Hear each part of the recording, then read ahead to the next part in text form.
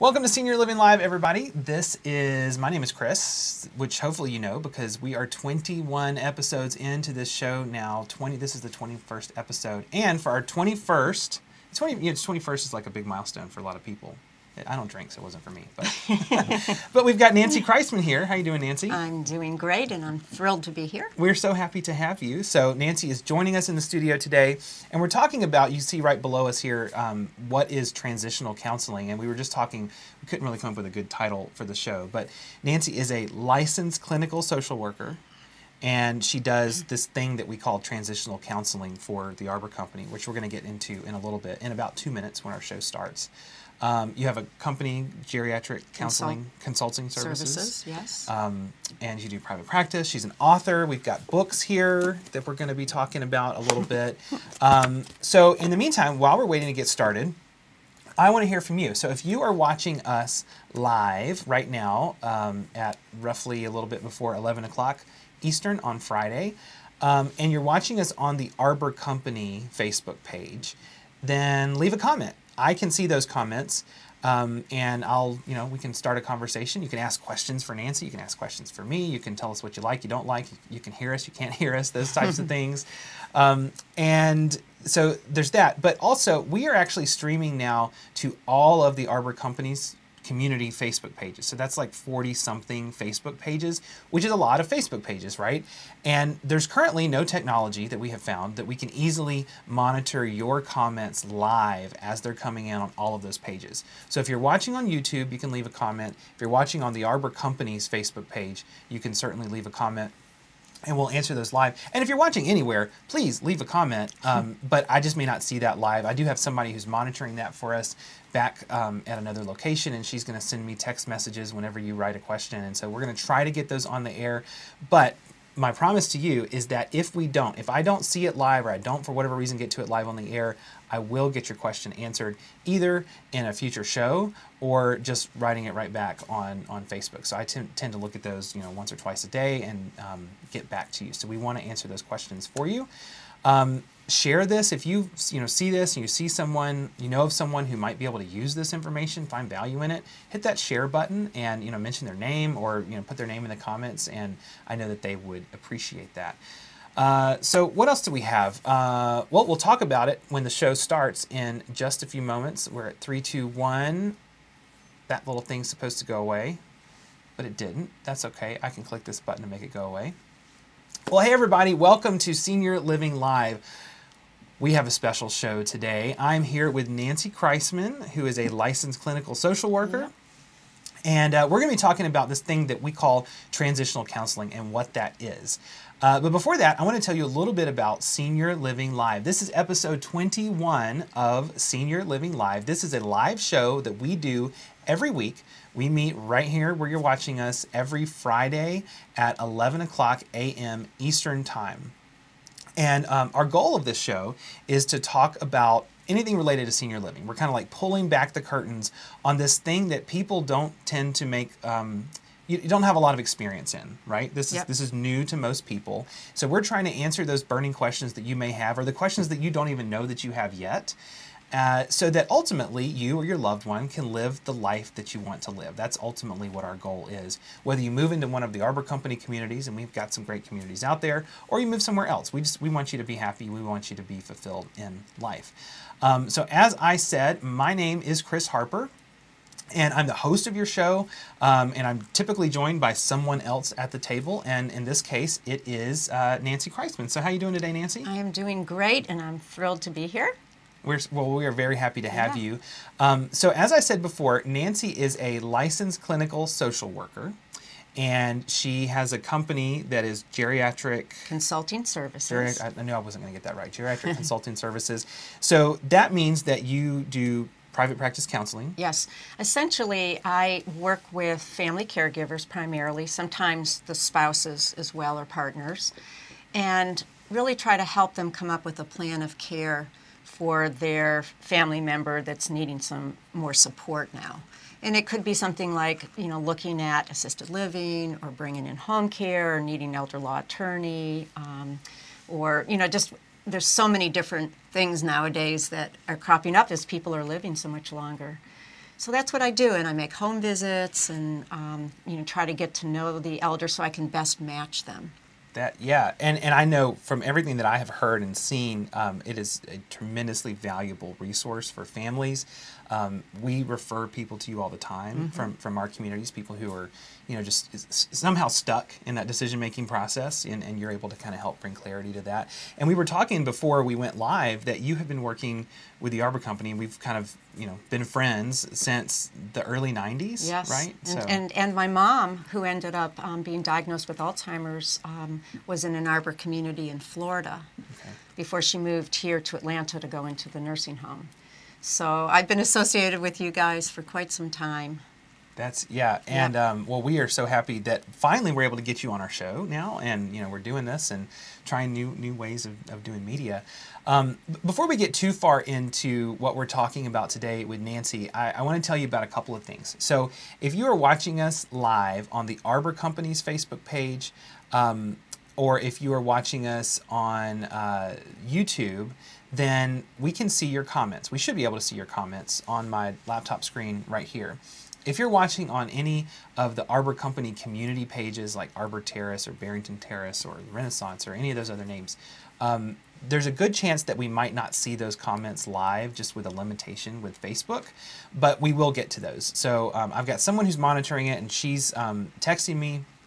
But if I don't get to those live on the show, I promise I will answer those questions for you, or we'll cover it in a future show. And I've already been trying to hound Nancy to come back for a future episode in the coming weeks and months. So hopefully we can do that too, and we can get those questions answered for you. The other big thing that I want to talk about is seniorlivinglive.com. So that's the website that you can go to that's for this show. When you go there, there is a place over on the side of the screen that you can click on and put in your email address, and we will email you whenever we're about to go live for a show, usually about a day before, so you can get a feel for what our topic's going to be, and do you want to tune in or do you not want to tune in. And you can click there and watch past episodes if you're on Facebook, or if you'd rather watch on YouTube, that's fine. We've got them all right there. But this week we've got something special. So as I mentioned, Nancy is an author. Most recently for Meaningful Connections, which is this recent book that she's done, and then a few years ago, The Mindful Caregiver. Yep. Right? So these are two fantastic resources. We give these away a lot. We recommend people get these a lot for different reasons. But we're doing a giveaway at seniorlivinglive.com. So if you head over there, you can enter into a contest to get a free copy of one of these books. It just says this one right now, but we're going to offer up both of them in the contest. You got about a week to do that. On next week's show, we will announce who our lucky winners are, and then we'll get in touch with you and get your address, and we will ship you a free book. So wonderful. Everybody likes a free book, absolutely. Right? As long as they don't have to write it, right? Exactly.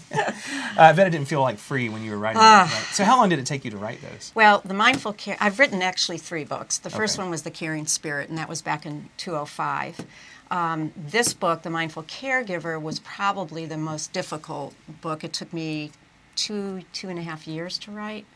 By the end of it, I was like, oh, I needed self-care for the author, because the book really does focus a lot on self-care for family caregivers. And then Meaningful Connections really came out of my heart and spirit, because my mother had Alzheimer's disease, and I realized, and she lived with it for almost 14 years, and I realized the importance of keeping her spirit alive and having meaningful connection, meaningful activities that I would visit with her. I would have a planned visit.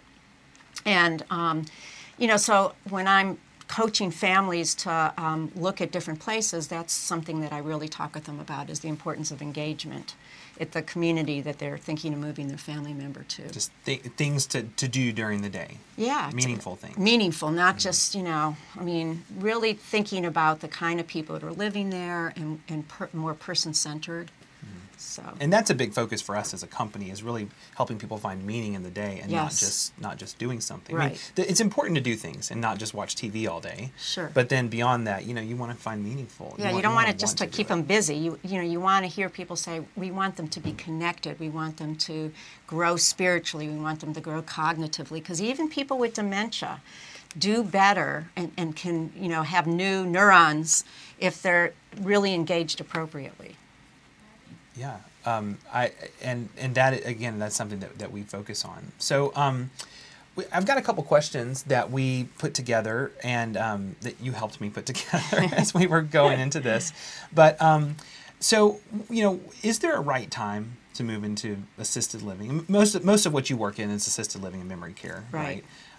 What is that right time? I mean, I feel like people struggle with that. They do, and the first thing I usually tell, like when a caregiver's sitting in my office with me or on the phone, and they say, I don't know when the right time is. The first thing I say to them is, there's never a right time. I look at best, and because if you have right, then you could have wrong. And so when I think about best, I'm helping the family, and it's very individual, looking at what kind of support is the individual that's at home or wherever they are getting. Are they getting enough engagement? Do they have enough medical support and attention? And how is it impacting the family? And, so that's what you kind of have to look at for everybody. And how is this move, if we do a move, going to be best for everybody? So it really, and we've talked about this on the show before, that it really is a complete family decision, and it affects everyone, even if the senior may live alone by themselves. But it's there's everyone involved has some skin in the game. As they Absolutely. say. So what might be some reasons that a family might struggle? I mean, I know you get pulled into those situations a lot, or your services are used in those situations, but why do people struggle with these decisions? Well, I think unfortunately, in all the work I've done with families, the first word that comes out of their mouth is, I feel guilty about doing this. How can I take my parent who's been living, in their home or, for 50 years or whatever it may be, and move them somewhere, and particularly if I don't get agreement with them, and which is something we can talk about in a little bit. But there are I think what happens so often is people wait too long. And they wait for the crisis? Yeah, they wait for the crisis, and then they can't make a good decision because they have to hurry up and find someplace. Or the person is, particularly if they have dementia, is declined so badly cognitively that they really can't, get the most out of the community in a sense. And it makes it harder for them to transition. Mm-hmm. Yeah, we've had Susan Robbins on our show before talking about the stages of dementia and everything. And I think what's interesting, for me at least, about dementia is that you can't stop it, but you can kind of maybe slow the effects of it sometimes if you get ahead of it. Absolutely. And in my Meaningful Connections book, I do want to mention this one thing because I feel like could be helpful to families to think about. So I have a what I call it my Dementia Scale in a sense, and I look at people who are mostly abled, less abled, and unabled. And I describe what those mean. And essentially, when you think of somebody mostly abled, they are still able to do a lot. And if they're just sitting at home, say with a one-on-one caregiver, or they're at home by themselves most of the time, they're really missing out. Because that socialization piece is extremely important. And it helps with nutrition, helps with so many different things. The socialization side. Yeah. I think that is totally important too. When you think about, so we talked a little bit about the families resisting, but sometimes the senior resists, right? Sometimes. So how do you work with families in those situations? Well, I will say this to families, that the more you push, the more they push back. And so it's really important to think about, could there be somebody else in the family or a friend or somebody from church that could sit down and have a conversation with somebody? And this is somebody who is cognitively able to have that kind of conversation, but they just don't want to move. They don't think there's any reason that they should have to move. So it's oftentimes I kind of fire the family and I look to other people that could have this conversation. And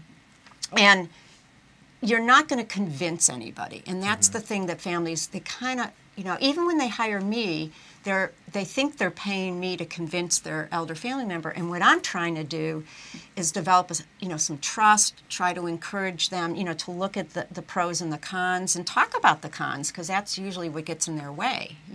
The things I don't want to eat with a whole bunch of people. And so we can talk about, well, you don't have to all the time. You don't have to go to 3 meals a day, and we can have your meals brought up, or you can bring in other food delivery, Chinese or whatever you want, So the biggest point is that the more you try to convince, so you've got to let go of that. Mm-hmm. And yes, I mean, you can't change someone's mind. They have to change their own mind. Right. They have to feel like they're a part of this. And often I'll say to them, sometimes I'll say, look, it's with anything you do, you don't know what your first job was going to be like, or whatever. Give it a try, and nothing is permanent. And families like, when I say that, families like, oh my God, you're telling my family member they can move out. And in all honesty, if they are able to make their own choices, then they have that right. Yes, of course. If they have dementia, then that's a whole nother ballgame. Mm-hmm. But if they're not adjusting well, we need to look at why. And so, are there ever that kind of describes a situation where the family wants one thing and maybe the senior wants something different. What about if there's like multiple siblings in a family and one sibling says this and one sibling says this? I mean, do you ever get brought into those types of situations? I mean, I've had as many as 8, 10 people in my office. Oh my goodness. And you've got a set on one side of the room and a set on another side of the room. I mean, are you playing the role of mediator at that point, or? To some degree. What I try to do, again, is I say, what is ultimately going to be best for the entire family system, and particularly for the elder? And to look at, and so like if a family is, they're just, they've got their feet entrenched with, I want my father to stay at home. I think it's better for him. He knows his house. He's lived there forever. And then I say, well, let's talk a little bit about, what kind of engagement does he have going during the day? Well, I work, all the time, and so do the other, children, and so we can't get over there that much, but we have a caregiver, And then again, I say, well, they need to be with their peers. They need to have the opportunity to go on different kind of outings, and that's the sort of stuff that happens more in an assisted living environment.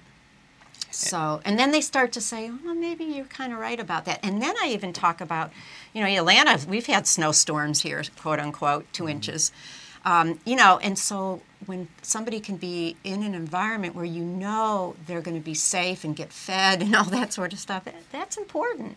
Yeah, I mean, you mentioned safety. Safety, I think, is a big aspect of it, too. Absolutely. Because, even if maybe the senior is living, and you're an adult child, and the senior's living in your home, and you think, okay, that's great. We're going to be around family all the time. Right. Well, the kids are at school, and the adults are at work, and, that's a lot of, you got baseball practice and all this other stuff. I mean, there's a lot of things happening during the day when, your loved one is at home. And so, heaven forbid, what happens if they fall right after you leave for work? Then they're, sitting there until you get home later that day. And, it's not fun to talk about those types of things, but it can happen. Sure. And you want to be in a situation where you feel safe and you know that you can be taken care of. And, we've got the little buttons that people can push, or just around people who are with them all the time.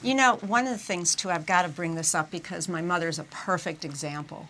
So families will come in, and some of the argument against assisted living is, well, my mother was never very outgoing. She really doesn't have a lot of friends. She likes to do her own thing or whatever. And so I don't think this is a good environment. And interestingly, that was my mom. I mean, my mother was a pianist. She was a writer. She really stayed in her apartment a lot. She had a beautiful condo, actually, in Florida. And I could see that she was declining more and more. She wasn't eating, even though, we had a caregiver with her. Mm-hmm. When you're sitting with other people at a table and you're eating together, it's, you're engaged a little bit. And when you're sitting with yourself, you just eat whatever, And then my mother was not a person to get involved in activities. Well, I find out she's going to the cooking club, she's playing the piano for the resident, and I know she was going to the cooking club because she never liked to cook, but she liked to eat. so there were things that was happening for her that never, so her whole world opened up. And you never expected that? Never. It was That's so amazing. fantastic. And so I try to share that, if people can afford assisted living, it's such a wonderful, option for them, for their family member. Of course, you have to vet it out very carefully and all that. Yeah, we were talking about that before the show too. Just, yes. The different communities that are out there and different operators, and, we think we're pretty good at it, but there's others out there that are good too, and there's others that may not be so good. It's ultimately a personal decision. You've got to go and really, like you said, vet them. You've got to ask questions, get a feel, maybe do a test stay or a test meal at least, and just see how it feels. Ask the people that are living there what it's like. Ask the families. It's like I always say to families, when you're looking for a good kindergarten class for your child, you really spend time and test the waters if you can, especially if it's a private school or whatever, or if it's not. You want to know what the teacher's going to be like and, just the whole thing. And it's very similar. I say to families, you've got to get a sense for this. You can't just, because often the older person, especially if they have dementia, can't advocate for themselves. And say, I don't really like this, or they're not doing that, or whatever, so... but they can still feel. They still know when they don't like something. They just may not be able to articulate it. Right. And so, yeah, you've got to act on their behalf. But it also goes into where we said, don't wait for the crisis. Yes. Right? Because then you don't have time to do all of this stuff. It's sort of like, grocery shopping when you're hungry. It's not a good idea. Exactly. Right? You end up buying all this junk food, and, that can happen. Yeah, and don't, a lot of times people only look at the environment, the physicality of the environment, what does the environment look like and all that. And I say to people, what does it feel like? Does the environment feel warm and friendly? Can you notice the staff? How are the staff interacting, with the residents that are living there? When you look at the activity calendar, which our company does a beautiful job with changing the word activity to engagement. Meaning that you have a relationship. They want to make sure that the residents are relating to each other, that the residents and the staff are relating, that the families feel welcome. That stuff is big. That's what you're paying for. Yeah. Not the pretty, beautiful, furniture or whatever, decor. Yeah. It's that feeling, and it's the, as an industry, we try to move away from this term home. It's like I'm going to go live in a home or whatever, but it is your home. It's an appropriate term, even though it's got some stereotypes with it. And what and that brings up a really important point too, that families will say, well, this is going to be your new home, or it's going to be just like home, and that is really not the truth to the older person or the person that's, or at least not yet. Yeah, right. In the sense of don't promise that in the beginning, because it takes time. Just even when I move into a new home myself, it takes me a while to adjust. I'm going in the wrong bathroom or, whatever. Where did I put the spoons? Yeah. But again, I want to emphasize something that I think, and this is not meant as a commercial, but I think the Arbor Company, I work with lots of different assisted living and nursing homes and stuff. They really get the spirit of this work. And what I mean by that is the heart, the caring component. It's not, yes, it's a business, but there's more to it than just that. Well, I think you said it well. And that's our focus really as a company is to help, and as of this show as well, it's to help you find the right solution that's going to work for you. And that might not be assisted living, right? It could be staying at home. I mean, obviously we advocate for assisted living because it seems for most people that's the right solution, but you never know. It could be, it could be a small group home setting, that's not a large community with 100 people living there. It could be fewer than that. It's just whatever works the best for you. That's what we want to help you with, and our communities are focused on that. And I think what was impressive to me as a therapist, counselor, is that the Arbor Company really wanted to find a way to help families feel more comfortable about this, and that's where we came up with this whole transitional counseling idea. Sometimes it's a matter of the family member coming in and talking with me and kind of dealing with some of their different emotions that they have. Sometimes it's me meeting with the potential resident and talking with them. And, sometimes it's after the person's moved in, and maybe the person's struggling and the family's struggling, then I can come in that case. And honestly, I think that's invaluable for families because it's not an easy move, but it can be eased. And that's the whole focus. And it doesn't sound like it's the type of counseling that people go to that lasts forever and No, ever. no, It's no, it's no. just sort of bridging the gap a little Yeah, bit, right? exactly. Okay. Yeah. Well, so that answers the question. I mean, at the beginning of the show, we said, "What is transitional counseling?" And so I think you hit it right there. It's helping people to understand, or to maybe come to grips with the move that they're about to make, or that they are making, or just to understand. I guess a lot of people don't understand exactly what it is they want. Right. Too. And they don't really know what to expect. I mean, a lot of the time, what I try to do is help families have realistic expectations because, you're paying a lot for this, yet you have to understand it takes time and it takes effort from everybody. So the family has to be a part of this as a partner, the arbor staff has to be, or any community. It really takes a village, as they say. Yeah. Well, thank you so much for being on the show today. Yeah. I've got a bunch more questions to ask you, but we're kind of coming up on time, so hopefully you will come back and, Sure. and we can talk about, we've got questions about how to make the move and how to prepare yourself When to mentally. tell the person. Absolutely, if they weren't a part of that decision. And then how to make visits, which I think is, that's really the heart of this book right here, the Meaningful Connections. Is how do you make those planned visits and not just show up and just hope that you have something to talk about and talk about, politics or sports or whatever. You kind of run out of topics at some point, right? So this is Nancy Kreisman's book. Where can people find out more about you and your books? Well, I have my own website, and they can just Google me. But the website is Nancy Kreisman, KRISEMAN.com, www. And then my books are they're all sold on Amazon, all three of them actually. Okay. And then you can also purchase the book on my website as well. Great. And I think we'll drop a link to Nancy's website in the comments below this video so you can see that. And don't forget, if you want it, you can go buy a copy of the book, or we can buy one for you if you go to seniorlivinglive.com. That's seniorlivinglive.com. And then scroll down this week. So between the airing of this episode on Friday, May 25th, until next week, which I believe is June 1st, Friday, June 1st, you have the opportunity to win a copy of one of these books. Actually, both of them, one of each. So go in. You can find information on that site, seniorlivinglive.com, to enter into the contest, and you might win a free book. And we'll just get your address and send it to you, and you'll have this great knowledge from Nancy. And of course, go and check her out at nancykreisman.com.